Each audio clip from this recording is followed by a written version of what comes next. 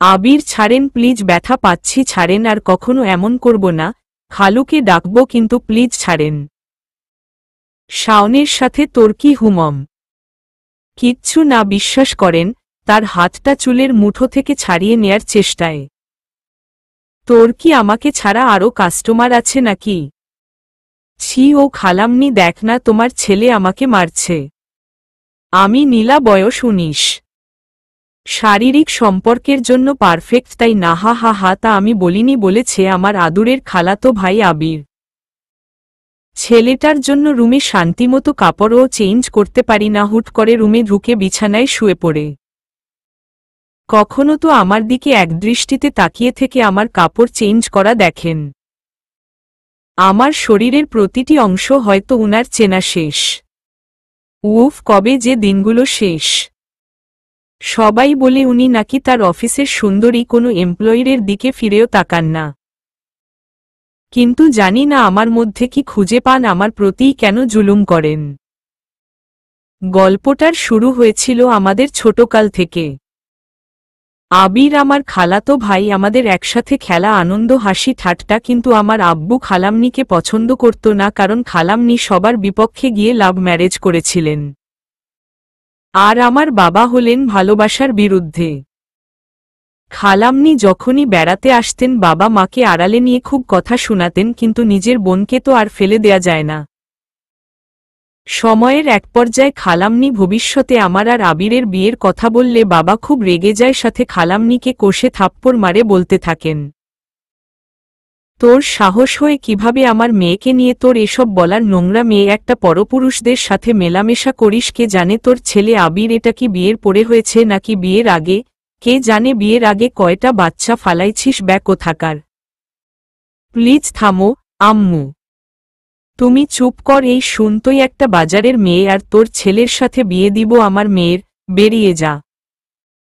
আম্মু শত চেষ্টার পরেও আব্বুকে থামাতে পারেননি। ওই দিন খালামনি খুব কান্না করেছিলেন, ছোট আবির রক্ত মাখা চোখ নিয়ে আমার দিকে তাকিয়েছিল। সেই দিনের পর থেকে খালামনি আর আমাদের বাসায় আসেননি, কোনো কন্ট্যাক্টও করেননি। 16 বছর পেরিয়ে গেছে, আমি তো ইতিমধ্যে ভুলেই গেছি আমার কোনো খালামনি আছে। তার মধ্যে আবার আম্মুকে হারিয়ে আব্বু একদম নীরব হয়ে গেছে, কারো কাছে কোনো রাগ নেই, কোনো অভিমান নেই। আব্বুর শেয়ারের বিজনেস 3 বার ড্রপ খেয়েছে, সংসার একদম অচল, তাই আর পড়াশোনাটাও করা হয়নি। সংসার আর আব্বুর অসুখের খরচ চালাতে 2-1টা টিউশনি করি, এই যা। ডাক্তার বলেছে আব্বুর অপারেশনের জন্য অনেক অনেক টাকা লাগবে, কিন্তু তা ম্যানেজ করা আমাদের পক্ষে অসম্ভব। একদিন টিউশনি শেষ করতে করতে অনেক রাত হয়ে যায়। রাস্তায় কোনো গাড়ির চিহ্ন নেই, হঠাৎ একটা নীল কালারের প্রাইভেট কার দেখতে পেলে আমি সিগন্যাল দেই। রাস্তার একটু দূরে গিয়ে গাড়িটা থামে, আমি দৌড়ে গিয়ে ড্রাইভারকে একটু লিফট দিতে বললে সে একটু পেছনে ফিরে মালিকের কাছ থেকে অনুমতি নিয়ে আমাকে আসতে বলে আমি গাড়িতে উঠে পেছনে তাকিয়ে দেখলাম একটা হ্যান্ডসাম ছেলে, দেখতে আমার পছন্দের নায়ক রণবীর কাপুরের মতো, নিচের দিকে তাকিয়ে মোবাইলে ব্যস্ত। ড্রাইভার আমার চাহনি দেখে হয়তো বুঝে গেছেন উনার মালিকের ওপর আমি অলরেডি ক্রাশ খাইছি, তাই মুচকি হেসে জিজ্ঞাসা করছেন, কোথায় যাবেন? আমি ঠিকানা বললে ছেলেটা আতঙ্ক হয়ে আমার সম্পর্কে সবকিছু জানতে চাইলে আমি তাকে সব বলি। তারপর উনি আমাকে একটা কার্ড এগিয়ে বলে কোনো দরকার হলে উনার অফিসে যেতে আমি একটু ভেবাচেকা খেয়ে রাজি হলাম। এমন একটা ছেলে যাকে তাকে কার্ড দেওয়ার মতো না, ব্যাপারটা কি? বাড়ি ফিরে দেখি বাবার হার্টের ব্যথা অনেক বেড়ে গেছে, নিঃশ্বাস নিতে পারছেন না। তাড়াহুড়া করে হসপিটাল নিয়ে গেলে ডাক্তার জানান ইমার্জেন্সি অপারেশন করতে হবে, তা না হলে অনেক কিছু হয়ে যেতে পারে, কিন্তু এর জন্য প্রয়োজন মোটা অঙ্কের টাকা। রাতভর ভাবতে ভাবতে সকালে আমি কার্ডের ডিটেইলস অনুযায়ী তার অফিসে যাই। উনি নাকি এই অফিসের ম্যানেজার ডিরেক্টর। আমাকে দেখে তো উনি রীতিমতো হেসে বলতে লাগলেন, রাতে কার্ড দিয়েছি আর সকালেই হাজির? বাহ! জি, মানে আমার ইমার্জেন্সি একটা কাজ লাগবে। কেন? আমার বাবা অসুস্থ, ইমার্জেন্সি অপারেশন লাগবে, তাই অনেক টাকার দরকার। ও হুমম, তা শিক্ষাগত যোগ্যতা? মাধ্যমিক। হা হা হা হা হা হা, বাবা অনেক শিক্ষিত তুমি। আমার সত্যিই টাকাটা লাগবে। তুমি এসব বাদ দাও। আচ্ছা তুমি জানো আমি কে? না, আমি তোমার আফরোজ খালামণির ছেলে আবির। কি? অবাক হয়ে, প্লিজ আমাকে হেল্প করেন, আব্বুর শরীর অনেক খারাপ। আবির, দিব, সব টাকা দিব, কিন্তু তোমাকে আমার সাথে আমার বাড়িতে 6 মাস থাকতে হবে, যতক্ষণ না তোমার বাবা ঠিক হয়ে যায়। মানে? মানে খুব সোজা, তোমাকে আমার সাথে থাকতে হবে ফ্রিতে, না যখন ইচ্ছা টাকা পেয়ে যাবে। রেগে আবিরকে একটা থাপ্পড় দিয়ে, কি ভাবছেন আমাকে? লজ্জা করে নাছি আপনি এমন হয়ে গেছেন। উফ অফ, ন্যাকামি বন্ধ কর। বাবাকে বাঁচাতে চাইলে এটা তোমাকে করতেই হবে, তা না হলে কিচ্ছু করার নেই। আসতে পার। আমি খালামণির সাথে কথা বলবো, উনি নিশ্চয়ই আমাকে বুঝবেন। Shut up and get lost. রাস্তায় হাঁটতে হাঁটতে কথাগুলো ভেবে আর কোনো উপায় না পেয়ে তার সব শর্তে আমি রাজি হয়ে যাই। আমার বাবার জন্য এটা আমাকে করতেই হবে। বাবাকে কোনো রকমে বুঝিয়ে বললাম আমার একটা জব হয়েছে, ওখানে থেকে আমাকে কাজ করতে হবে প্রায় 6 মাস, অনেক ভালো বেতন দিবে। বাবা রাজি হচ্ছিল না, আমি এক প্রকার জোর করে চলে এলাম। খুব কষ্ট হচ্ছে। ভেবেছি ওখানে খালামণি আছে 6 মাস, তা তেমন কি আর চোখের পলকে পেরিয়ে যাবে, কিন্তু এখানের পরিবেশটা ছিল একদম ভিন্ন। বিশাল এক বাড়ি, 6-7 জন স্টার, ফাবিরের একটা বোনও আছে। আমি খালামণিকে 1000 বার আমার পরিচয় দেওয়ার পরেও উনি আমাকে চিনতে পারলেন না। হয়তো না চেনার ভান করছে, উল্টো আবিরকে আড়ালে নিয়ে বিড়বিড় করে বলতে লাগলেন, এই মেয়ে এখানে কেন? তাড়াতাড়ি বিদায় করো। কি রে, কথা বলছিস না কেন? বিয়ে টিয়ে করে নিলি নাকি? উফ অফ, থামো তো আম্মু। পৃথিবীতে যদি মেয়ের জাতি শেষ হয়ে যায় তাহলেও আমি একে বিয়ে করব না। আর তুমি কি না? দেখ, এই মেয়ে যেন আমাদের পারিবারিক বিষয় কখনো নাক না গলায়, এই বলে দিলাম। ওকে কিচ্ছু করবে না, তুমি নিশ্চিত থাকো। তারপর আবির একটা স্টাফের কাছে গিয়ে আমার থাকার রুমটা দেখিয়ে দিয়ে বলে, রুমটা যেন ওর রুমের সাথেই হয়, যাতে ওনার যখন ইচ্ছা আমার রুমে আসতে পারেন। খুব একা একা লাগছিল ওই দিন। এত মানুষ, কিন্তু আমার সাথে কথা বলার কেউ নেই, সবাই সবার মতো। তারপর থেকে আমি এখানে। আবির খুব হ্যান্ডসাম একটা ছেলে, খুবই স্ট্রেইট এন্ড স্মার্ট। তাহলে কেন আমার মতো একটা সাধারণ মেয়ের সাথে উনি এসব করেন, তাও আবার এত এত টাকা দিয়ে? শুধু আমার সাথেই কেন? কথাগুলো প্রায় আমি চিন্তা করি, কিন্তু দিন শেষে বাবার সাথে কথা বললে নিজেকে অনেকটা হালকা লাগে। নীলা মা, কবে আসবি? তোকে দেখতে অনেক ইচ্ছা করে। আসবো বাবা, ছুটি পেলেই চলে আসবো। তুমি চিন্তা করো না, ওষুধগুলো ঠিক মতো খাবা। আচ্ছা, এই সপ্তাহে চেকআপের অ্যাপয়েন্টমেন্ট আছে না তোমার? টাকাটা পেয়েছ তো বাবা? হ্যাঁ রে মা, কিন্তু এত টাকা? তুই খুব হার্ডওয়ার্ক করছিস তাই না? না বাবা, আমার কিচ্ছু করতে হয় না। আচ্ছা আমি রাখি, ভালো থেকো। আবির যখন তখন আমার রুমে ঢুকে শারীরিক সম্পর্কে লিপ্ত হয়ে বলে ঘরের মেয়ে স্টার্ফগুলো আমার কাছ থেকে দূরত্ব বজায় রাখে। আমার মতো চরিত্রহীন মেয়েদের জন্য নাকি হাজারো সংসার ভাঙে। কিন্তু তাদের মধ্য থেকে নিপা একটু আলাদা। শুরু থেকেই তার সাথে আমার একটা পজিটিভ কনভেনশন।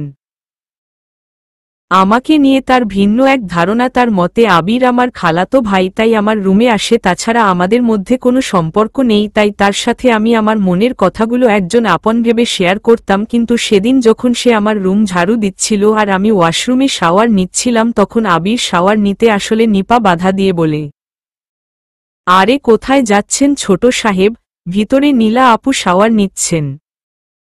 কিন্তু তার কথার পাত্তা না দিয়ে আবির ওয়াশরুমে ঢুকে পড়লে তার সম্পূর্ণ ধারণা বদলে যায়। তাছাড়াও এক রাতে আমাকে আর আবিরকে একসাথে শুয়ে থাকতে দেখে সকালে বলেই ফেলে, আপনার সাথে কি ছোট সাহেবের বিয়ে হয়েছে? না তো। একটু হেসে, ছি ছি ছি, আপনাকে ভালো ভাবছিলাম। এই আপনাদের মতো মেয়েদের জন্য আমাদের মেয়েজাতির এত বদনাম। আপনার কি মা বাবা নাই? বেড়াতে এসে খালাতো ভাইয়ের সাথে এসব? এখন বুঝেছি বড় ম্যাম সাহেব, খালামণি কেন আপনাকে পছন্দ করে না। এভাবেই পেরিয়ে গেল 4টি মাস। বাবা এখন কিছুটা সুস্থ। আমাকে নিয়ে নাকি তার অনেক গর্ব হয়। বাড়ি ফিরলে উনি আর আমাকে কাজ করতে দিবেন না, একটা রাজকুমার খুঁজে তার সাথে উনার নিষ্পাপ রাজকুমারী বিয়ে দিবেন। বাবার মুখে কথাগুলো শুনলে সত্যি খুব কষ্ট লাগে। ইদানিং খুব মাথা ব্যথা অনুভব হয়, তার সাথে বমি ফ্রি 3 পিরিয়ড অফ। খুব ভয় ও টেনশনে আছি।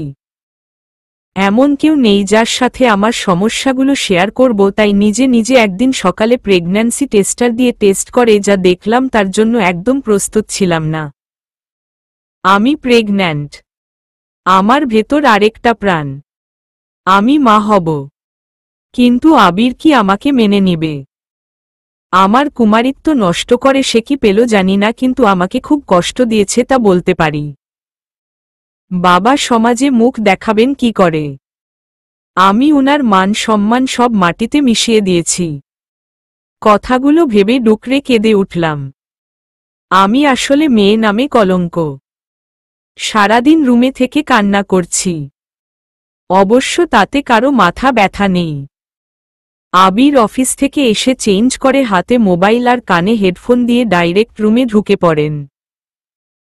সোফায় বসে ফোনে গেমস খেলছে। হঠাৎ আমার দিকে চোখ পড়তেই ইশারায় জানতে চাইলে আমি মুখ লুকিয়ে আরো জোরে জোরে কাঁদতে থাকি।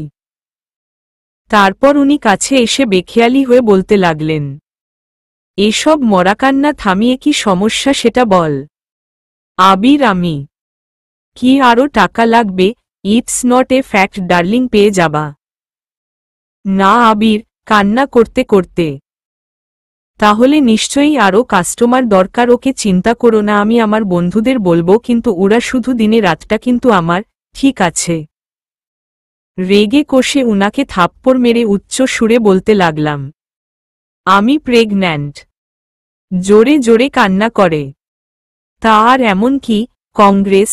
অন্যদিকে তাকিয়ে ফোনে ব্যস্ত হয়ে, বিয়ের আগেই আমি মা হয়ে গেছি, বুঝতে পারছেন, একমাত্র আপনার এই নোংরা অফারটার কারণে।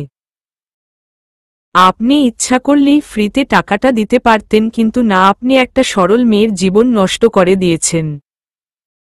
আমি আমার বাবার আদর্শ মান সম্মান সব শেষ করে দিয়েছি। সো সেট, তোমার আব্বু জানতে পারলে অনেক রাগ করবে, তাই না? একদম মরেই যাবেন কান্না করতে করতে। আচ্ছা চল, হাত ধরে উঠিয়ে। কোথায়? তোমার আব্বুর কাছে। উনার একমাত্র মেয়ে প্রেগন্যান্ট, সুসংবাদটা উনাকে দিতে হবে না? না আবির, আপনার পায়ে পড়ছি, প্লিজ আব্বুকে কিছু বলবেন না প্লিজ। চল তো। আমার আম্মুকে তো অনেক বড় লেকচার শুনিয়েছিলেন উনি চরিত্র নিয়ে, এবার উনার মেয়ের সম্পর্কেও সবার জানা দরকার। আবির, আমার প্রতি দয়া করুন প্লিজ প্লিজ। আবির, আমার বাবা অনেক অসুস্থ, উনি এসব মেনে নিতে পারবেন না প্লিজ। কে শুনে কার কথা? আবির আমার হাতটা ধরে জোর করে গাড়িতে উঠিয়ে ফুল স্পিডে ড্রাইভ করতে লাগলেন যেন টাইম ওয়েস্ট না যায়। খুব কান্না পাচ্ছে। বাবা জানতে পারলে কি পাগল হয়ে যাবেন। বাসায় এসে নিচের দিকে তাকিয়ে কান্না করছি। আবির আমার হাতটা ধরে আছেন। বাবা চেয়ারে বসে পেপার পড়ছিলেন, হঠাৎ আমাকে দেখে মুখে এক ঝাঁক হাসি নিয়ে, নীলা মা, কেমন আছিস রে মা? তুই এতদিন পরে মনে পড়ল বাবার কথা। আমি চুপ হয়ে কান্না করতে থাকলে বাবা কাছে এসে আতঙ্কিত কণ্ঠে বলতে থাকেন, কি রে মা, কি হয়েছে? আর এই ছেলেকে তোর সাথে? আবির আমার হাত ধরে আছে সেদিকে নজর দিয়ে। আসসালামু আলাইকুম আঙ্কেল, আমি আবির। ওয়ালাইকুম আসসালাম। তা বাবা, তোমাকে তো চিনলাম না। আঙ্কেল, আপনার জন্য অনেক বড় একটা খুশির সংবাদ নিয়ে এসেছি, ঠোঁটে মিথ্যা হাসি নিয়ে। কি খুশির সংবাদ? কনগ্রেচুলেশন আঙ্কেল, আপনি নানুভাই হতে যাচ্ছেন। আপনার একমাত্র মেয়ে প্রেগন্যান্ট। বাবা হা করে আমার দিকে তাকিয়ে আছেন। তার ওপর যেন আকাশটা ভেঙে পড়ল। গোটা পৃথিবী এলোমেলো হয়ে গেল। আমার থেকে কখনো এটা আশা করেননি, তা উনার চেহারা দেখেই বোঝা যাচ্ছে। চোখ দিয়ে তার রীতিমতো পানি চলে এসেছে। কথাটা যেন তার বিশ্বাস হয়নি, তাই নিশ্চিত হতে আমাকে জিজ্ঞাসা করছেন, নীলা, এসব কি? কি বলছে ছেলেটা, তুই আমাকে না জানিয়ে বিয়ে করে নিয়েছিস? আবির ভ্রু কোঁচকে বাবাকে বলতে লাগল। আঙ্কেল, আপনার কোথাও ভুল হচ্ছে, নীলার তো বিয়ে হয়নি। না মানে বলতে চাচ্ছি। বাবা চোখ দুটো লাল করে রাগী লুক নিয়ে আমার দিকে তাকিয়ে। আমার মেয়ে এসব করতে পারে না। আমার মেয়ে ফুলের মতো নিষ্পাপ। নীলা, তুই বলে দে যে তুই আমার মেয়ে, তুই এসব করতেই পারিস না। এই ছেলে যা বলছে সব মিথ্যা। কি রে বল? বাবার কথাগুলো শুনে ডুকরে কেঁদে উঠলাম। বাবা আমার অবস্থা বুঝতে পেরে কষে দুগালে থাপ্পড় দিয়ে চাবুকটা হাতে নিয়ে খুব জোরে জোরে আঘাত করতে লাগলেন। এমন জানলে নাকি উনি অনেক আগেই আমাকে নিজ হাতে মেরে ফেলতে। উনার আত্মসম্মানকে হীন করার আমার কোনো অধিকার ছিল না। আমার মতো মেয়ের উনার দরকার নেই। আবির লোক দেখানো সান্ত্বনা দিয়ে বাবাকে আটকিয়ে বলতে লাগলেন, কামডাউন কামডাউন, মেয়ের এই অবস্থা হলে খারাপ লাগাটাই স্বাভাবিক। যেমনটা আমার লেগেছিল যখন আমার মায়ের চরিত্র নিয়ে প্রশ্ন করেছিলেন, তাকে বলেছিলেন, আমার জন্ম নিয়ে সন্দেহ করেছিলেন। এখন আপনার মেয়েকে কি বলবেন মিয়াকরাম সাহেব? কে তুমি? আমি আফরোজা ইমরান চৌধুরীর একমাত্র ছেলে আবির চৌধুরী, আপনার মেয়ের আগত সন্তানের পিতা। না, আমি বিশ্বাস করি না। চুপ কর চুপ। নীলা, তুই তো ভালো একটা জব করে আমাদের সুদিন ফিরিয়ে আনবি বলেছিলি, তাহলে এসব কি? এই জানোয়ারটা তোর সাথে জোর করে কিছু করেছে? মা, বল আমাকে, তুই ভয় পাস না? আমরা পুলিশের কাছে যাব। আপনাকে নীলা এভাবে বোকা বানিয়েছে তাহলে? শুনুন, আপনার মেয়ে টাকার বিনিময়ে আপনার কাছে মিথ্যা বলে দীর্ঘ 4টা মাস আমার সাথে আমার বাড়িতে ছিল। আমরা একসাথে শুয়েছি, একসাথে থেকেছি। নীলা তো কয়েকদিনেই আমাকে আপন করে নিয়েছে। আমার সামনে কাপড় চেঞ্জ করতেও তার কোনো আপত্তি ছিল না, তাই না নীলা? সত্যিটা হলো, আমার আম্মু না আপনার মেয়ে একটা চরিত্রহীনা নষ্টা। একসময় মেয়ের বিয়েতে আপনার অনেক অমত ছিল, আর এখন তো ফ্রিতে দিলেও আপনার এই বাজে মেয়েকে কেউ গ্রহণ করবে না, কেউ না। মুচকি হেসে বাবা গম্ভীর হয়ে চেয়ারে বসে মেঝে দিকে তাকিয়ে আবিরের কথাগুলো শুনছে। বাবার রাগটা যেন আগের মতো নেই, নাকি শরীরের সাথে পেরে উঠছেন না। আবির উনার সাধ্যমতো আমাকে অপদস্থ করে আমার কাছে এসে চোখ রাঙিয়ে বলে গেলেন, আমি যদি কোনোদিন উনার সাথে যোগাযোগ করার চেষ্টা করি তাহলে খুন করে ফেলবেন। যাওয়ার আগে মুখের উপর টাকার বান্ডিলগুলো ছুঁড়ে ফেলে বলে গেলেন, do abortion as soon as possible. তারপর চশমাটা পরে চলে গেলেন। বাবা এখনো নিস্তব্ধ হয়ে আছেন। আমি দৌড়ে গিয়ে হাঁটু গেড়ে বসে তার হাত দুটো ধরে আকুতি মিনতি করে আমার বাধ্যকতার কথা বলতে থাকলাম, তার সাথে তার জন্য যে আমি আমার জীবনটাও দিতে পারি সেটাও বললাম। বাবা, আমি তোমাকে অনেক ভালোবাসি, তোমাকে আমি হারাতে চাইনি বাবা, তাই নিজের অতি মূল্যবান জিনিসটার বিনিময়ে তোমাকে বাঁচাতে চেয়েছি। তুমি আমার সব বাবা, আমি তোমাকে খুব কষ্ট দিয়েছি, মান সম্মান মাটিতে মিশিয়ে দিয়েছি, আমাকে তুমি বকা দাও, মারো। বিশ্বাস কর বাবা, আমি এখানে থাকবো না, অনেক দূরে চলে যাব। তুমি শুধু একবার আমার সাথে কথা বল। বাবা আমার চোখের দিকে তাকালে আমি ভয় পেয়ে যাই। রক্তমাখা দুটো চোখ বেয়ে অঝরে পানি পড়ছে। এই প্রথম আমি সরাসরি বাবাকে কাঁদতে দেখলাম। মারে, তুই আমাকে বাঁচাতে যা করেছিস সেই কাজটা করেই আমাকে মেরে ফেলেছিস। আগে মানুষ আমাকে দেখলে শ্রদ্ধা করত, আর এখন আঙুল তুলবে, ছি ছি করবে, গালি দিবে। বাবা, আমি কান্না করতে কাঁদতে। চুপ, এই পাপী মুখে আমাকে বাবা বলবি না। তোর বাবা মরে গেছে, মরে গেছে। কথাগুলো বলেই বাবা হাঁটতে হাঁটতে নিজের রুমে চলে গিয়ে দরজা বন্ধ করে দিলেন। আমি মেঝেতে পড়ে থেকে নিজের পাপের জন্য বাবার কাছে ক্ষমা চাচ্ছি। সত্যি আমি যা করেছি তার কোনো ক্ষমা নেই, আমার মরে যাওয়া উচিত। এই জীবন রাখার কোনো অধিকার নেই আমার। কিন্তু এখন তো আর আমি একা না। রাত পেরিয়ে সকাল হলো, বাবা রুমের দরজা খুলছেন না, অনেকবার ডাকলাম কিন্তু কোনো সাড়া শব্দ নেই। মনে খুব ভয় কাজ করলে আমি কান্না করতে থাকি, তারপর কয়েকজন প্রতিবেশীদের ডেকে এনে দরজা ভেঙে ভিতরে গিয়ে দেখি বাবা ফ্যানের সাথে ঝুলছেন। নিজের চোখকে বিশ্বাস করতে কষ্ট হচ্ছে।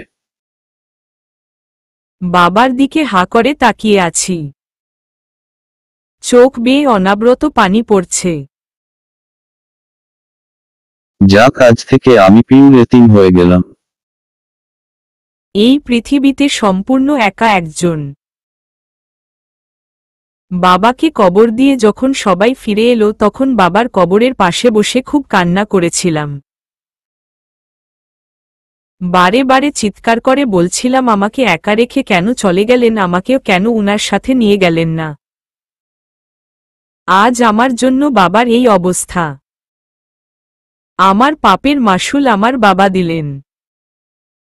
আমি বাবাকে ফেলেছি। আমি আসল খুনি, আমার ফাঁসি হওয়া চাই। বাবার মৃত্যুর পর আমি আমার এক দূর সম্পর্কের মামার বাড়ি চলে যাই। মামা প্রচুর বায়না করেন। আজ নাকি তিনি প্রতিষ্ঠিত কেবল বাবার জন্যই হতে পেরেছেন। এককালে বাবা উনাকে আর্থিক সাহায্য করে বাঁচার পথ দেখিয়েছিলেন, প্রতিদানে কিচ্ছু চাননি। এখন আমাকে উনার বাড়িতে নিজের মেয়ের মতো রাখতে পারলে নাকি বাবার কিছুটা ঋণ শোধ করার সুযোগ পাবেন। ও বাড়িতে গেলে মামানি আমাকে স্পষ্ট জানিয়ে দেন, ওখানে থাকলে চাইলে আমাকে বাজার এনে দিতে হবে, রান্না করতে হবে, ঘর পরিষ্কার সহ নানা সাংসারিক কাজে নিয়োজিত থাকতে হবে। আমি তার এক কথায় সব মেনে নেই। আমার ভাগ্যে হয়তো এটাই লেখা ছিল, সবাই তো আর সারা জীবন মা বাবার দোলালি হয়ে থাকতে পারে না। তাদের মধ্যে হয়তো আমিও একজন অভাগী। দিন যাচ্ছিল, বাড়ির সব কাজ একলা হাতে সামলিয়ে খুব ক্লান্ত শরীরে ঘুমিয়ে আছি। হঠাৎ রিঙ্কি এসে আমাকে ডেকে তুলে আমার কাছে টাকা আছে কিনা তা জানতে চাইলে আমি আবিরের দেয়া টাকাগুলোর কথা ভেবে বলতে থাকি, হ্যাঁ আছে, কিন্তু এই টাকা আমি খরচ করতে পারবো না। আপু, আগামীকাল আমার একটা ফ্রেন্ডের বার্থডে, অনেক দামি কিছু গিফট করতে হবে, প্লিজ হেল্প। ঠিক আছে, তুমি 1000-20,000 নিয়ে নাও। না না আপু, এতে কিচ্ছু হবে না, প্লিজ বুঝো। তাহলে কত? তুমি আমাকে 1,00,000 দাও, আমি জানি তোমার কাছে এর থেকেও বেশি আছে, প্লিজ প্লিজ আপু, না করো না। হ্যাঁ আছে, কিন্তু এই টাকা আমার না, যত তাড়াতাড়ি সম্ভব আমি যার টাকা তাকে ফিরিয়ে দিব, তুমি বুঝো প্লিজ। ঠিক আছে, লাগবে না তোমার টাকা। মুখ বিকিয়ে চলে গেল। পরের দিন ঘরের বাজার নিয়ে বাসায় ফিরে দেখি রিঙ্কি দৌড়ে আমার রুম থেকে পালিয়ে যাচ্ছে। ব্যাপারটা বুঝতে রুমে গিয়ে রুমের সব জিনিসপত্র এলোমেলো আবিষ্কার করি, সবকিছু অগোছালো। টাকার ড্রয়ারটাও খালি হয়ে পড়ে আছে। এ কাজ রিঙ্কি ছাড়া কেউ করেনি, সেই আমার টাকাগুলো চুরি করেছে, তা মামানিকে জানালে উনি উল্টো আমাকে দোষী সাব্যস্ত করেন। সেদিন 2 মায় মেয়ে মিলে খুব নির্যাতন চালায় আমার ওপর। তখন মা বাবার কথা খুব মনে পড়ছিল। আজ যদি উনারা বেঁচে থাকতেন। আমি যদি সেই বাড়িতে থাকি তাহলে নাকি রিঙ্কি অন্য কোথাও চলে যাবে। কারো সুখের সংসার ভাঙতে চাই না বলে নিজেই বাড়ি ছেড়ে রাস্তায় পাড়ি জমালাম।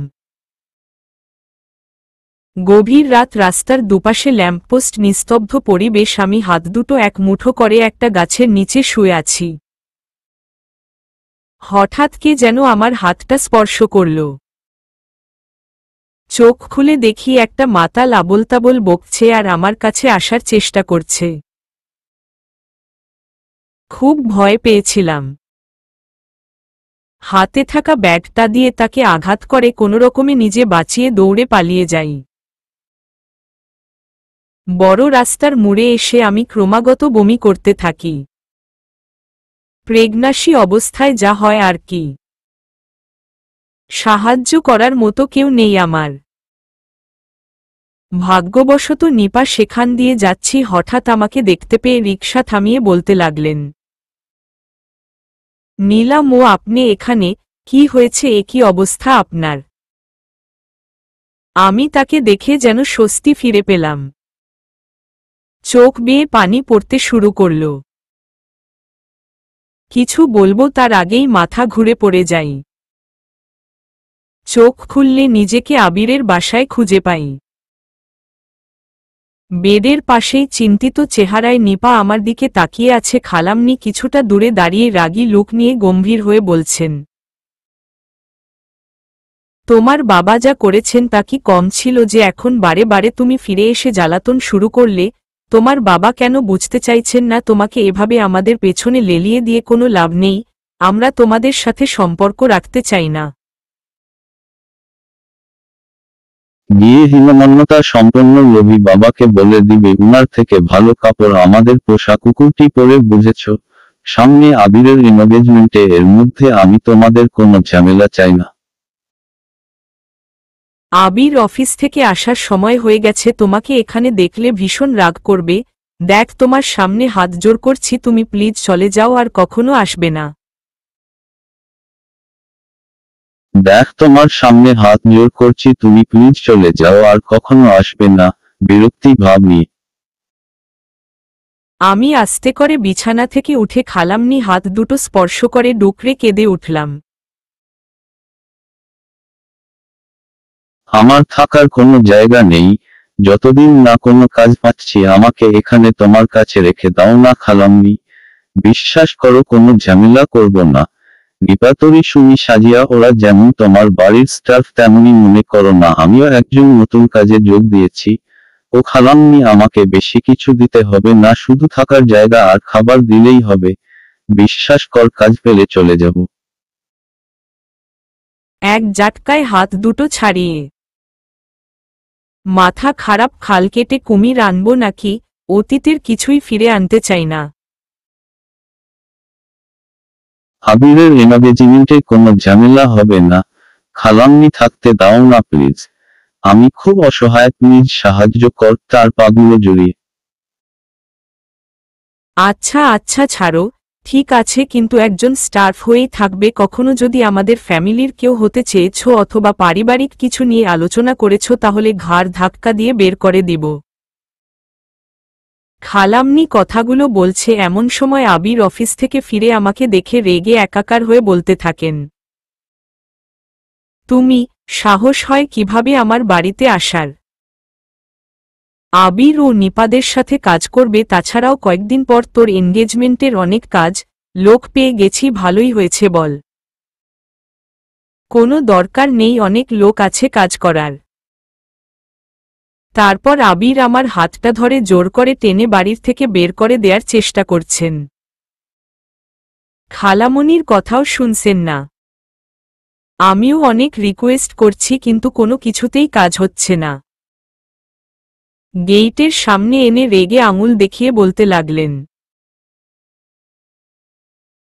আর কোনো দিন যদি আমার বাড়ির বরাবর দেখেছি তাহলে আমার থেকে খারাপ আর কেউ হবে না।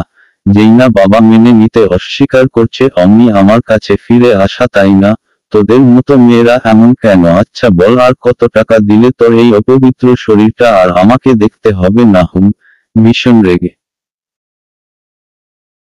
আপনার থেকে খারাপ তো এই পৃথিবীতে আর কেউ হতেই পারে না আবির, আপনি অনলি ওয়ান যে কি না অযথাই একটা নোংরা গেম খেলে আমাকে শেষ করে দিয়েছেন। আপনি জানোয়ার থেকে নিকৃষ্ট, আল্লাহর গজব পড়ুক। Stop talking nonsense and get lost from here. কথাটা বলে চলে যাচ্ছিলেন। শুনুন, আমাকে থাকতে না দিলে এক্ষুনি পুলিশের কাছে গিয়ে বলবো আপনি আমার সাথে জোর করে ফিজিক্যাল রিলেশন করেছেন, আমাকে বিয়ের প্ররোচনা দিয়ে এখন বিয়ে করতে অস্বীকার করছেন, প্রতারণার করেছেন, তখন আপনার বিয়ের কি হবে চিন্তা করে দেখেছেন? উনি ভীষণ রেগে চোখগুলো আগুনের গোলা করে ফিরে আমার দিকে তাকিয়ে আছেন। এরই মধ্যে খালাম্নি এসে আবিরকে শান্ত করার চেষ্টা করছে আর এদিকে নিপা এসে আমাকে ঘরের ভেতর নিয়ে যাচ্ছে। আবির কিচ্ছু বলছে না, তার বিয়েতে ঝামেলা হবে হয়তো এটা ভেবে মনকে সান্ত্বনা দিচ্ছেন। আমার দিকে একদৃষ্টিতে তাকিয়ে আছেন। খুব ভয়ঙ্কর চাহনি, পারলে যেন এক্ষুনি গিলে খেতেন আমাকে।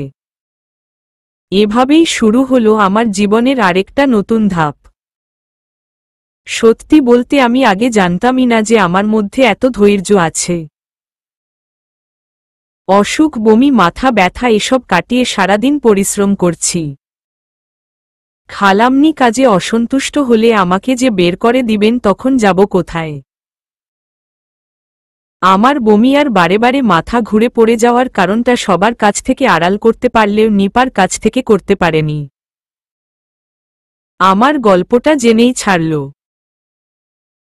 মেয়েটা রীতিমতো কেঁদে গলা জড়িয়ে বলতে লাগলো আজ থেকে ও নাকি আমার ছোট বোন, আর আমার কথামতো প্রেগন্যান্সির ব্যাপারটা কাউকে বলবে না বলে প্রমিস করল। যাক, এখানে সব স্বার্থপরদের ভিড়ে একটা বোন তো পেলাম। কয়েকদিন পরই আবিরের এনগেজমেন্ট ইভেন্ট আয়োজন করা হল। মেয়ে আমেরিকার সিটিজেন, নাম তরি। কালকেই দেশে ফিরেছে। 5 বছর আগে আবির অফিসের কাজে আমেরিকা গেলে সেখানে তার সাথে তরির পরিচয় হয়। তরিকে আর তার ফ্যামিলিকে খালামণির খুব পছন্দ হয়ে যায়, বিত্তশালীর পরিবারের একমাত্র মেয়ে। এ বিষয়ে আবিরের মতো জানতে চাইলে উনি উনার মায়ের খুশি সবচেয়ে দামি বলে জানিয়ে দেন। আগামীকাল আবিরের এনগেজমেন্ট। রাতে আবির আমাকে ফোন দিয়ে বলেন আমি যেন কোনোভাবেই উনার এনগেজমেন্ট পার্টি অ্যাটেন্ড না করি, ওদিন বাবার বাসায় চলে যেতে বলছেন। বেচারা ভয় পাচ্ছে আমি যদি আবার কোনো হট্টগোল পাকিয়ে দেই। যেহেতু আমার যাওয়ার কোনো জায়গা নেই, তাই আবিরের কথাটা রাখতে পারলাম না, লুকিয়ে এখানেই থেকে গেলাম। সন্ধ্যায় বেশ রমরমাট পরিবেশ। গেস্টদের অভাব নেই। শিল্পপতি আবির চৌধুরীর এনগেজমেন্ট বলে কথা। রিং এক্সচেঞ্জ হলে সবাই আনন্দে উতফুল্ল হয়ে ওঠেন। নিজেকে মানুষের ভিড়ে আড়াল করে সব দেখছি। সবশেষে শুরু হলো কাপল ডান্স। যে যার মতো পার্টনার নিয়ে ডান্স করছে। আবির তরিকে নিয়ে কাপল ডান্সে মগ্ন। মন মরা করে দাঁড়িয়ে আছি, বাবার কথা খুব মনে পড়ছে, একমনে বাবার কথা চিন্তা করছি। এদিকে নিপা আমার অবস্থা দেখে ভেবেছে আবিরের জন্য মন খারাপ, তাই ইচ্ছে করে আমাকে ধাক্কা দেয়। আমি লুটে গিয়ে আবিরের উপর পড়ি। সব অন্ধকার লাইটের ফোকাস আমাদের উপর। উনার রাগী চোখগুলো দেখে ভীষণ ভয় পেয়ে যাই। আজকেই আমাকে এ বাড়ি থেকে বের করে দিবেন নিশ্চিত। উনি গম্ভীর চেহারায় তাকিয়ে থাকলে আমি আমতা আমতা করে যাওয়ার জন্য যেই না ফিরেছি, অমনি উনি আমার হাতটা ধরে ঘুরিয়ে উমার বুকের সাথে মিশিয়ে এক হাত আমার হাতে আর অন্য হাত কোমরে রেখে গানের সাথে তাল মিলাতে থাকেন। উনি আমার হাতটা ধরে ঘুরিয়ে উমার বুকের সাথে মিশিয়ে এক হাত আমার হাতে আর অন্য হাত কোমরে রেখে গানের সাথে তাল মিলাতে থাকেন। পরের দিন আবিরের রুম পরিষ্কার করতে এলে উনি আমাকে তাচ্ছিল্যের সাথে বলতে থাকেন, রাতে ইচ্ছে করে আমার উপর এসে পড়েছিলে যেন কোনো একটা নাটক শুরু করতে পারো, তাই না? আপনার যা ইচ্ছে ভাবুন। তোমার বাবার কি সামান্যতম লজ্জাটুকু নেই? কিভাবে পারলেন মেয়েকে এখানে পাঠিয়ে দিতে? আত্মমর্যাদাহীন মানুষ। তোমার বাবা কি আমার উপর প্রতিশোধ নিতে চাইছেন? বুড়ো বাস্টার্ডটা আমার কিছুই করতে পারবে না, বলে দিও উনাকে। বাবা মারা গেছে আবির, আমার জন্য নিজেকে শেষ করে দিয়েছেন, প্লিজ উনাকে কিছু বলবেন না, আমি পাপী, যা বলার আমাকে বলেন। আবির নিস্তব্ধ হয়ে আমার কথাগুলো শুনছেন। দুঃখ পেয়েছেন নাকি খুশি হয়েছেন তা বোঝা বড় ভার। পৃথিবীতে উনি একমাত্র ব্যক্তি যাকে হয়তো আমি কোনোদিন ভালোবাসতে পারব না। আমি ঘৃণা করে উনাকে। গভীর রাতে বারান্দায় এসে দাঁড়িয়ে আছি। বারান্দা থেকে আবিরের রুমটা স্পষ্ট দেখা যায়। একটু পরেই আবির ফোনে কথা বলতে বলতে জানালার দ্বারে এসে আমাকে দেখে ফোনটা সরিয়ে আমার দিকে একদৃষ্টিতে তাকিয়ে আছে। যেন ভাজা মাছটা উল্টে খেতে জানেন না। আমার প্রতি আবার উনার মায়াটায়া হলো নাকি? ধাত, কি যে ভাবছি। আমি বিরক্তিকর লুক নিয়ে ওখান থেকে চলে এলাম। পরের দিন আমি আর নিপা বাসার খরচের জন্য বাজারে গেলে ফেরার সময় কোনো রিকশা ট্যাক্সি কিছুই পাচ্ছি না। বাধ্য হয়ে দুজন হাঁটা শুরু করলাম। শুনশান রাস্তায় অনেকটা পথ চলে এসেছি। পা ব্যথায় আর হাঁটতে পারছি না। হঠাৎ একটা প্রাইভেট কার দেখে নিপা প্রায় মাঝ রাস্তায় গিয়ে লিভ নেয়ার জন্য গাড়িটাকে সিগন্যাল দিয়ে থামায়। মেয়েটা পারেও বটে, আর একটু হলেই জানে মরত। হ্যালো হাই ভাইয়া, আমাদের একটু সাহায্য করেন, দেখেন না আমার ম্যাডাম অনেক অসুস্থ। আমার দিকে ইশারা করে। আমি দুহাতে খরচের ব্যাগ নিয়ে ভেবাচেকা খেয়ে দাঁড়িয়ে আছি। এরই মধ্যে ছেলেটা আমার দিকে এক নজর তাকিয়ে গাড়িতে ওঠার পারমিশন দিয়ে দেয়।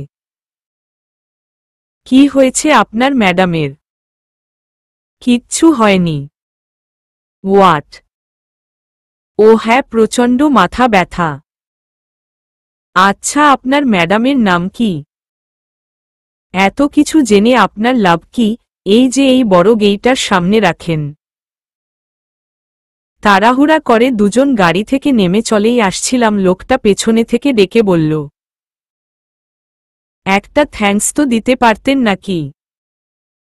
নিপা মুখ ঘুরিয়ে, থ্যাঙ্কু, আসেন বাড়ি এসে চা কফি খেয়ে যান, মন চাইলে একটু শুয়েও যেতে পারেন, যত সব। মেয়ে দেখলেই শুধু কথা বলতে ইচ্ছা করে, তাই না? লজ্জা ছেলে কোথাকার। ছেলেটা নিপার দিকে হাঁ করে তাকিয়ে আছে। শত হলেও উনি আমাদের সাহায্য করেছেন।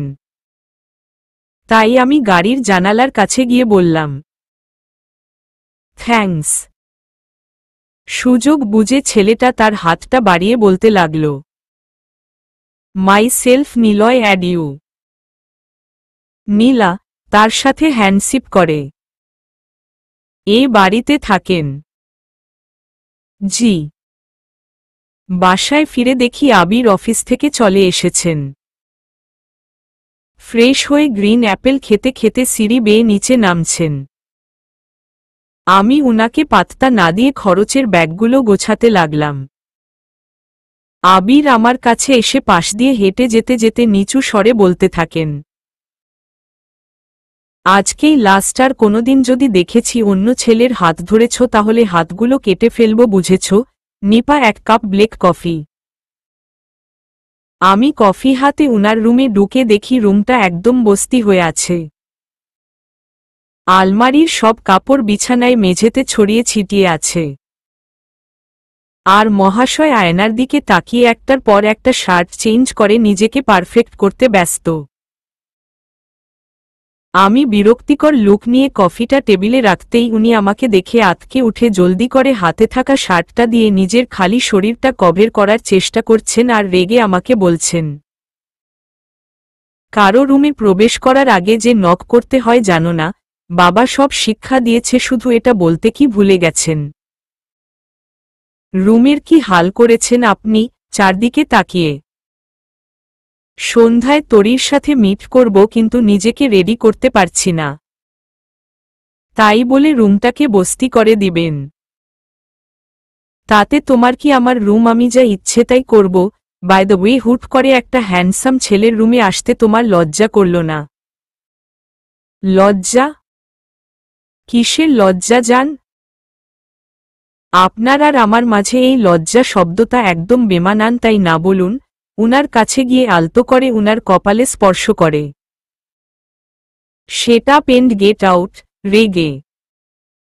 উনার হাতে একটা নীল পাঞ্জাবি ধরিয়ে, দয়া করে আর রুমটা এলোমেলো না করে এটা ট্রাই করুন, ঠিক আছে? রুম গোছাতে কষ্ট হয়। গভীর রাতে সব কাজ শেষ করে ঘুমুতে যাব, তখনই আবির এসে আমার পথ আটকিয়ে বলে, কফি খাবো? এত রাতে? তাড়াতাড়ি নিয়ে এসো, আমি বারান্দায় আছি। কি আর করার, বণিকের আদেশ। খুব বিরক্ত লাগছিল। যদি পারতাম লোকটাকে গুলি করে মারতাম। যাই হোক, মন মরা হয়ে মগটা উনার হাতে ধরিয়ে চলেই আসছিল, হঠাৎ পেছনে থেকে উনি বলে উঠলেন, থ্যাঙ্কস। লাগবে না, এটা আমার কাজ স্যার। কফির জন্য না। তাহলে? তোরই পাঞ্জাবি খুব পছন্দ করে আর নীল নাকি ওর ফেভারিট কালার। 2 দিন পর আবিরে বোন সাফাকে পাত্রপক্ষ দেখতে আসে। লোকমুখে শুনেছি ছেলের পরিবার নাকি অনেক বড়লোক। তাছাড়াও দেশে বিদেশে ছেলের বিজনেস আছে। একদম আবিরদের সমতুল্য। খালামনি তো বলেই ফেললেন উনার আদরের সাফার জন্য এমনই ছেলের তালাশে ছিলেন এতদিন। শুভক্ষণে আবির বাড়ি নেই বলে খালামনি খুব রাগারাগিও করছেন। যা শুনেছি তার থেকে বেশি দেখছি। ছেলের পরিবার খুবই ভদ্র। ড্রয়িং রুমে সবাই আলাপ করছেন। সাফাকেও খুব সুন্দর দেখাচ্ছে। 100% ছেলে পক্ষের পছন্দ হবে। কিন্তু কিছুতেই পাত্রকে দেখতে পারছি না। কথার ফাঁকে খালামনি ইশারায় আরো নাস্তা দিতে বললে নিপা নাস্তা নিয়ে রুমে উকি দিয়ে আবার ফিরে আসে। কি হলো, তুমি ফিরে এলে কেন? তাড়াতাড়ি যাও, খালামনি রাগ করবে কিন্তু। আমার হাত পা কাঁপছে, আমি পারবো না, আপনি নিয়ে যান। কেন, কি হয়েছে? ওই দিনের ছেলেটা, উনিই হয়তো পাত্র। আল্লাহ না জেনে উনাকে কত বকাঝকা করেছি। বড় ম্যাম সাহেব এবার আমার চাকরিটা নট করেই ছাড়বেন, কান্না করতে করতে। কোন ছেলে? আমি কিচ্ছু বুঝতে পারছি না। কি যেন নাম? হ্যাঁ, মনে পড়েছে, নিলয়। ম্যাডাম আমাকে বাঁচান, এবার আমি শেষ, কেঁদে। আচ্ছা আচ্ছা, আমি নিয়ে যাচ্ছি, আমাকে দাও। সুন্দর করে গোমটা দিয়ে ড্রয়িং রুমে যেতেই একজন ভদ্র মহিলা আমাকে দেখে হেসে বলতে লাগলেন, ওই তো নীলা মা এসেছে। আহ, এগুলোর কি দরকার ছিল? তুমি নিলয়ের পাশে গিয়ে বসো মা। পরিবেশটা স্তব্ধ হয়ে গেছে। যদিও আমাকে দেখে নিলয় মুচকি হেসেছে, কিন্তু তাদের আচরণে আমার মতো খালামনি সহ সবাই ভেবাচেকা খেয়ে আছে। আমি ভদ্র মহিলার কথা রাখতে যেই না উনার পাশে বসেছি, অমনি উনি উঠিয়ে নিলয়ের কাছে ধপাস করে বসিয়ে আবার শুরু করলেন, বাহ, দুজনকে কি সুন্দর মানিয়েছে। আপনার মেয়ে সত্যি অনেক লক্ষ্মী। যত দ্রুত সম্ভব আমি দুজনের বিয়ে দিয়ে দিতে চাই। বিয়ের কথা শুনে আমি দাঁড়িয়ে গেলাম। আমার মাথায় যেন আকাশ ভেঙে পড়ল।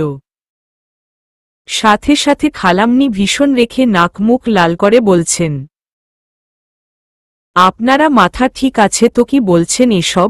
এই কলঙ্কিনী, দূর হও এখান থেকে। বারণ করেছিলাম না আমাদের পারিবারিক বিষয়ে নাক গলাতে? আমাকে উদ্দেশ্য করে ভদ্র মহিলা আমার দিকে বিস্মিত হয়ে তাকিয়ে থাকলে আমি বলতে থাকি, আপনার ভুল হচ্ছে আন্টি, আমি এই বাড়ির চাকর। আপনি যাকে ভাবছেন আমি সে নই। কথাটা বলে চলে যাচ্ছি, হঠাৎ নিলয় আমার হাত দুটো ধরে হাঁটু গেড়ে বসে বলতে থাকেন, উইল ইউ মেরি মি? তোমার অতীত বর্তমান আমি কিছুই জানতে চাই না, আমি শুধু তোমার ভবিষ্যৎ হতে চাই। হাতগুলো ছাড়িয়ে চোখের পানি ফেলে বলতে লাগলাম, আই এম সরি, আমার কোনো ভবিষ্যৎ নেই। তাছাড়া আমার ব্যাপারে আপনার কোনো ধারণাই নেই। আমি খালামনি নিলয়কে থামিয়ে দিয়ে বাড়ি থেকে বেরিয়ে যেতে বলে। নিলয় বারে বারে আমাকে কনভিন্স করার চেষ্টা করছেন। কিছু না বলে চুপ করে দাঁড়িয়ে আছি।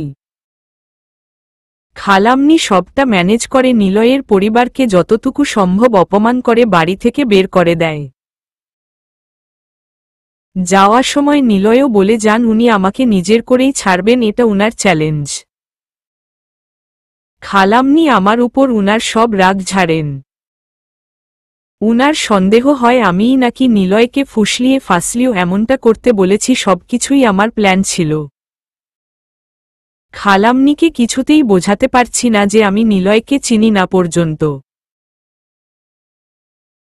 যাই হোক, শাস্তি স্বরূপ খালাম্মি আমাকে অন্ধকার স্টোর রুমে আটকে রাখে। আমি অন্ধকার ভীষণ ভয় পাই। মনে হচ্ছে সাদা পোশাক পরে কেউ একজন আমার দিকে এগিয়ে আসছে। ভয় গলা শুকিয়ে কাঠ হয়ে যাচ্ছে আমার, রীতিমতো ঘামতে শুরু করেছি। বারেবার সাহায্যের জন্য সবার কাছে অনুরোধ করছি, কিন্তু কেউ দরজার লক খুলে দেওয়ার সাহস পাচ্ছে না, যেহেতু এটা খালামণির আদেশ। আবির অফিস থেকে ফিরে আমালে বলতে থাকেন, নীলা, কালকের ফাইলটা নিয়ে আমার রুমে আসো। গভীর রাত, নিস্তব্ধ পরিবেশ। নিজেকে খুব একা লাগছে। বাবা মায়ের কথা মনে পড়ে খুব কান্না পাচ্ছে। আজ যদি তারা বেঁচে থাকতেন। দরজার পাশে বসে বসে কথাগুলো ভেবে কাঁদতে থাকি।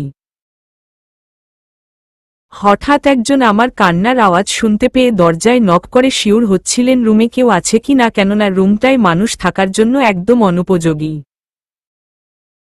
কারো সাড়া পেয়ে আমার মধ্যে যেন আস্থা ফিরে এলো। আকুতি মিনতি করে দরজাটা খুলে দিতে বললাম।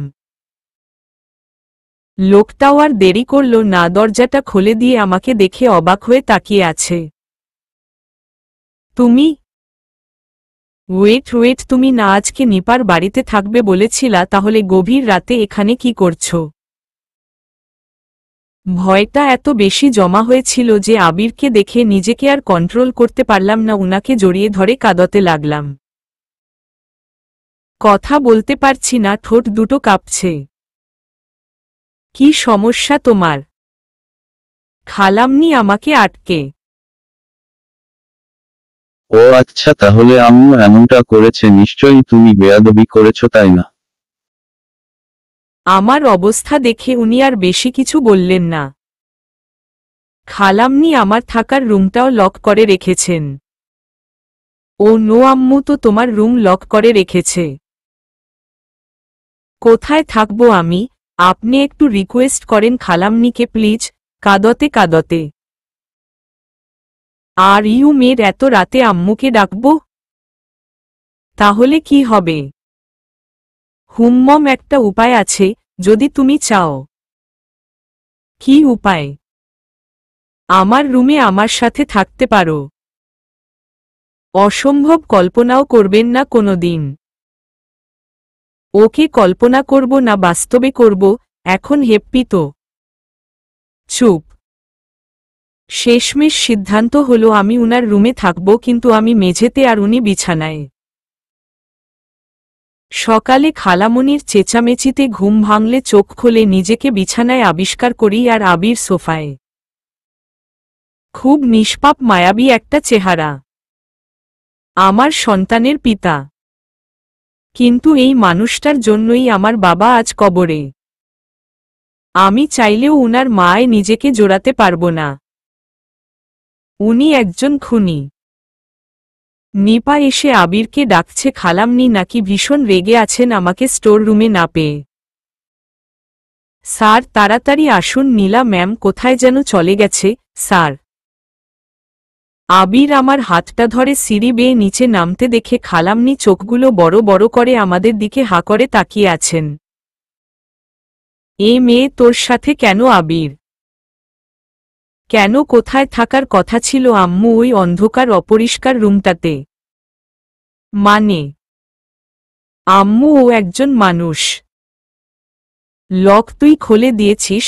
বিশ্বাস করতে পারছি না আমার ছেলে এই মেয়ের সাইড নিয়ে কথা বলছে। আমার ছেলে? হ্যাঁ আমি করেছি, শুধু ও না, ওর জায়গায় নিপা থাকলে আমি এটাই করতাম। খালামনির বান্ধবী সন্দেহের দৃষ্টিতে তাকিয়ে বলতে থাকেন, নীলার রুম তো লক, তাহলে নীলা সারা রাত কোথায় ছিল? আবির নির্দ্বিধায় বলে উঠেন, কেন আমার রুমে আন্টি? ছি আবির, বিয়ের আগেই এসব। আবির, তরি আবিরের দিকে নিথরভাবে তাকিয়ে।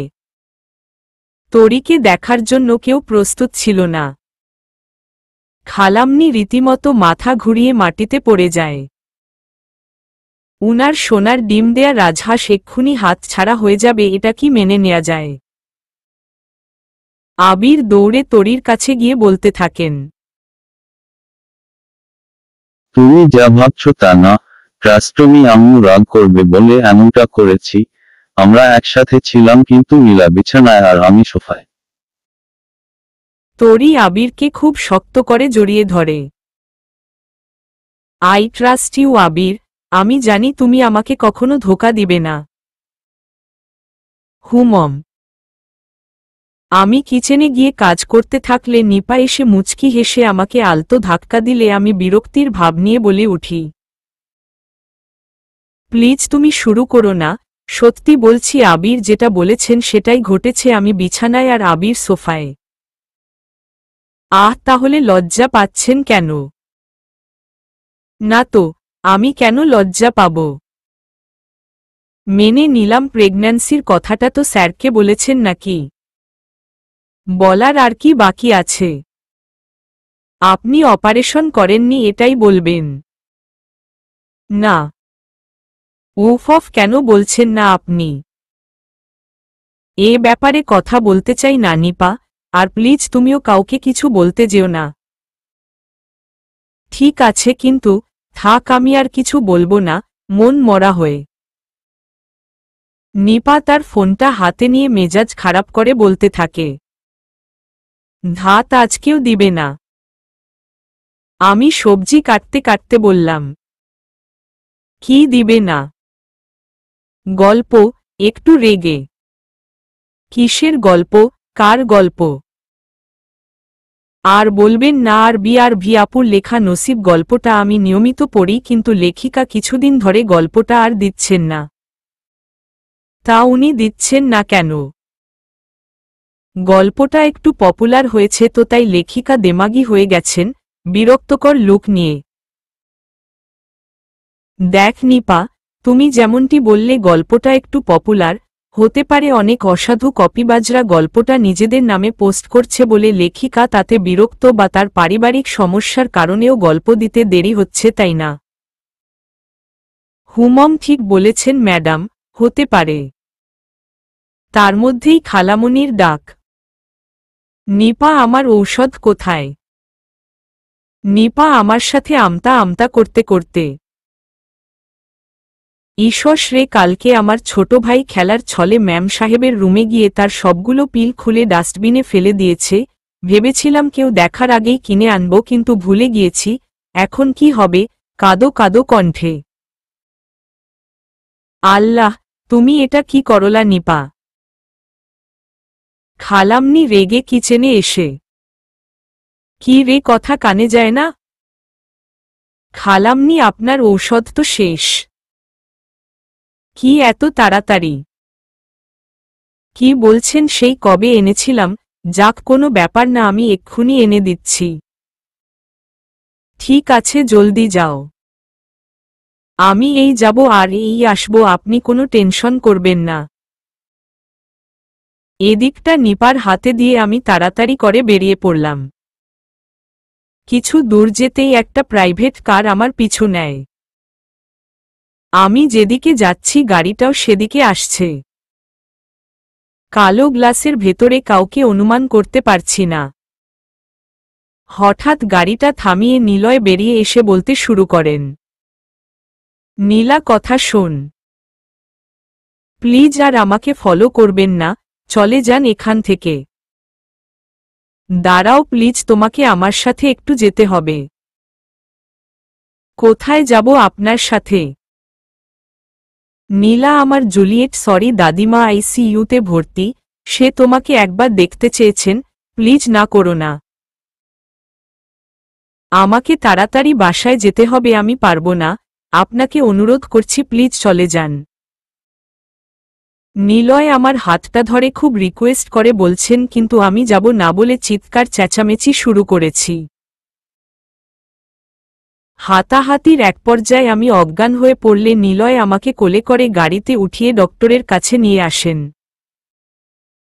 ডাক্তার সাহেব নিলয়কে কেবিনে নিয়ে বলতে থাকেন, পেশেন্ট কে হয় আপনার? আমার স্ত্রী। Anything serious doctor? Don't worry মিনিলয় মা আর বেবি দুজনেই। বেবি? অবাক হয়ে। মিনিলয় আপনার স্ত্রী 4 মাসের প্রেগন্যান্ট, আপনি কি তা জানেন না? ও হ্যাঁ ডক্টর, বলুন, আতঙ্কিত হয়ে। যা বলছিলাম, মা আর বেবি দুজনেই সুস্থ কিন্তু উইক। কিছু মেডিসিন লিখে দিচ্ছি, সময়মত খাইয়ে দিবেন। আমি বেড থেকে উঠে চলেই যাচ্ছিলাম। সামনে নিলয়কে দেখে থেমে যাই। উনি চিন্তিত চেহারা আমাকে বলে উঠেন, ঠিক আছো? আচ্ছা চল, তোমাকে মেডিসিন কিনে দিয়ে বাড়ি দিয়ে আসি। নিলয় আমার জন্য অনেক করলেন। এতক্ষণ তাকে ইগনোর করছিলাম বলে নিজেকে অপরাধী মনে হচ্ছে। উনার দাদিমা জাস্ট আমার সাথে দেখা করতে চেয়েছেন, কিন্তু আমি মুখের উপর না করে দিলাম। আপনার দাদিমার হসপিটালটি এখান থেকে কত দূর? নিলয় হাঁটা থামিয়ে পেছনে মোড়ে। এই তো 1 ঘন্টার রাস্তা। কেন? দাদিমাকে দেখতে ইচ্ছে করছে। তোমার শরীর? আমি একদম ঠিক আছি, আপনি আমাকে নিয়ে চলুন। ওকে। গাড়িতে বসে আছি। নিলয় গম্ভীর হয়ে গাড়ি ড্রাইভ করছেন। কেন জানি না মনে হচ্ছে উনার কিছু একটা হয়েছে। আমার দিকে একবারও তাকাচ্ছেন না। হসপিটালে এসে আমি স্তব্ধ। নিলয়ের গোটা পরিবার এখানে। খুব অস্বস্তি লাগছিল। নিলয়ের আম্মু আমাকে দেখে চোখ পাকিয়ে তাকিয়ে আছেন। নিলয় শক্ত করে আমার হাতটা ধরে। জুলিয়েট নীলাকে দেখতে চেয়েছিল, তাই ও এসেছে। ডক্টর অনুমতি দিলে নিলয় আমাকে কেবিনের ভেতর পাঠিয়ে দিয়ে বাহিরে অপেক্ষা করতে থাকেন। অক্সিজেন মাস্ক পরা একজন বৃদ্ধা। আমি কাছে গিয়ে উনাকে সালাম দিলে উনি চোখ খুলে আলতো হেসে ইশারায় আমাকে উনার পাশে বসতে বললে আমি বসে পড়ি। কেমন আছিস? ভালো। আপনার শরীর এখন কেমন? ভালো না, রোমিওটার জন্য সবসময় দুশ্চিন্তায় থাকতে হয়। জি। হা হা হা, নিলয়টার কথা বলছি, আমার দাদু ভাই, আমার বন্ধু। ও আচ্ছা। উনি আমার হাত দুটো আঁকড়ে ধরে ছলছল করে তাকিয়ে বলতে লাগলেন, দাদুভাই তোকে খুব পছন্দ করে। তোর সাথে পরিচয় হওয়ার পর দাদুভাইকে আমি নতুন করে হাসতে দেখেছি। বছর কয়েক আগে যে ছেলে তার প্রিয়তমাকে হারিয়ে মরতে বসেছিল, সে নতুন করে বাঁচতে শিখছে শুধু তোর কারণে। আমার দাদুভাই একটু রাগী, কিন্তু ওর মনটা খুব নরম। নিলয় কাউকে ভালোবাসত? হ্যাঁ, ওয়ালিফা নামের একটা মেয়ে দাদুভাইয়ের বেস্ট ফ্রেন্ড ছিল। তারপর আস্তে আস্তে ভালোবাসা। 13 বছর একসাথে অনেকটা পথ চললেছিল তারা, কিন্তু বিয়ের 1 সপ্তাহ আগে ওয়ালিফা চোখ বেয়ে পানি পড়ছে। দাদিমা, কি হয়েছিল ওয়ালিফার, বলুন প্লিজ। ওয়ালিফার কার অ্যাক্সিডেন্ট হয়ে যায়। রোমিও তা কিছুতেই মানতে পারেনি, প্রচুর ডিপ্রেশনে চলে যায়। তারপর রাত করে বাড়ি ফেরা, পার্টি, নেশাদ্রব্যে নিজেকে বিলিয়ে দেয়। অনেকবার নিজেকে শেষ করে দিতে চেয়েছিল, কারো কোনো কথা শুনতো না। পাগল হয়ে গিয়েছি দাদু ভাই, কাঁদতে কাঁদতে। প্লিজ কাঁদবেন না। তোকে দেখার পর ও জীবন ফিরে পেয়েছে, তোকে ভালোবেসে কাছে পেতে চেয়েছে। তোর মাঝে নাকি দাদুভাই ওয়ালিফার দেহের সুগন্ধ অনুভব করতে পারে। আমি জানি আমার দাদুভাইকে তুই ঠিক করতে পারবি। আমাকে কথা দে, ওকে ছেড়ে কখনো যাবি না। কিছু বলতে যাব তখনই ডক্টর এসে আমাকে বের করে দেয়। পেশেন্টর সাথে ইমোশনাল হয়ে পড়লে নাকি উনার কন্ডিশন আরও খারাপ হয়ে যাবে। গাড়িতে বসে আছি। নিলয় আমার মেডিসিনগুলো কিনতে ফার্মাসিতে গেলে আমি টাইম দেখতে নিলয়ের ফোনটা অন করলে ডিসপ্লেতে আমার ছবি দেখে ফোনটা অফ করে দেই। বাসায় ফিরছি। নিলয়ের দিকে বারবার তাকাচ্ছি বলে নিলয় মুচকি হেসে বলতে লাগল, কি প্রেমে ট্রেমে পড়ে গেলে নাকি? কার? কার আবার আমার? ইস, চেহারা দেখেছেন আয়নায়? ও হ্যালো, কত মেয়ে আমার উপর ক্রাশর তুমি জানো? কাউকে ভালোবাসতেন? এখনো বাসি, খুব খুব অনেকটা বেশি। পৌঁছে গেলে আমি গাড়ি থেকে নামতেই নিলয় পেছনে থেকে ডাক দিয়ে বলল, নীলা। হু মম, you are most beautiful girl in the world. আমি ভেবাচেকা খেয়ে দাঁড়িয়ে থাকলে নিলয় মুচকি হেসে চলে যায়। বাসায় ফিরে আমার মনে পড়ে খালামণির ঔষধের কথা। নিপা আমাকে দেখে রাগ দেখিয়ে বলে, কোথায় ছিলেন ম্যাডাম? কত চিন্তা হচ্ছিল জানেন? খালামণির ঔষধ আনতে। আপনি আসতে দেরি হচ্ছিল বলে আমি নিয়ে এসেছি। থ্যাঙ্কস নিপা। রাতে শুয়ে শুয়ে নিপার সাথে গল্প করছি এমন সময় অচেনা নম্বর থেকে মেসেজ দিয়ে কেউ একজন আমাকে গার্ডেনে যেতে বলে। সেখানে গিয়ে একটা গিফট বক্স খুঁজে পাই। ওপেন করে অবাক। খুব সুন্দর একটা নীল শাড়ি। আমার আর বুঝতে বাকি রইল না যে এটা নিলয়ের কাজ। ঝটপট নিলয়কে কল দিয়ে বললাম, থ্যাঙ্কস, খুব সুন্দর গিফট। কিসের গিফট? বিস্মিত হয়ে, আর নাটক করতে হবে না। সরি, বুঝতে পারছি না কি বলছো। হ্যালো হে হ্যালো, ধুর নেটওয়ার্ক প্রবলেম মনে হচ্ছে। কয়েকদিন পর নিলয় আমাকে দাদিমার কথা বলে। উনি নাকি আমাকে দেখতে খুব জেদ করছেন। আমি নিলয়ের দেয়া নীল শাড়িটা পরে দাদিমাকে দেখতে যাচ্ছি। যাওয়ার পথে জ্যাম পড়লে আমি জানালার দ্বারে তাকিয়ে আছি। হঠাৎ আমার নজর কালো গাড়িটার দিকে যায় যেটা আবির ড্রাইভ করছেন। আমি উনার দিকে তাকিয়ে থাকলে এক পর্যায়ে আবিরের চোখ আমার উপর আটকা পড়ে। আমাকে আর নিলয়কে একসাথে দেখে নিমিষেই তার চেহারার রং বদলে গম্ভীর হয়ে যায়। হসপিটাল থেকে ফিরতে আমাদের রাত হয়ে যায়। প্রচুর ঝড় হচ্ছে বলে দাদিমা ছাড়ছিলেন না। কিন্তু ঝড়ের তীব্রতা বেড়েই চলছে, তাই আর দেরি করিনি। বাসায় সবাই চিন্তিত। আবির নাকি এখনো অফিস থেকে ফিরেননি। ফোনটাও অফ। কোনো এক্সট্রা মিটিং নেই, এমনকি তরিদের ওদিকেও যাননি। কোথায় আছেন কেউ কিচ্ছু জানে না। এর মধ্যে আমাকে দৌড়ে কাকভেজা হয়ে রুমে ঢুকতে দেখে খালামনি ভীষণ রেগে বলে, এসেছে নবাবের শাহজাদি। না মানে খালামনি, কোথায় ছিলি সারাদিন? বাবার প্রতিশোধ নিতে আবার আমার ছেলেটার খুন করে দিলি না তো? কাঁদো কাঁদো কণ্ঠে। কি বলছেন খালামনি? এই একদম ন্যাকামি করবি না। কার প্রাইভেট কার দিয়ে এসেছিস? এত রাতে কোথা থেকে এসেছিস? তোর মতো এই নষ্টামি আমাদের বাড়িতে আর চলবে না, বেরিয়ে যা আমার বাড়ি থেকে। নিপা ভীতু কণ্ঠে বলতে থাকে, ম্যাম সাহেব, বাহিরে অনেক বৃষ্টি, সকালে। তুই চুপ কর নীলা, আজকে এক্ষুনি এই মুহূর্তে বাড়ি ছেড়ে যাবে। কান্না করে খুব মিনতি করছি, কিন্তু খালামনি কোনো পাত্তাই দিচ্ছেন না, আমাকে টেনে গেইটের বাহিরে রেখে গেলেন।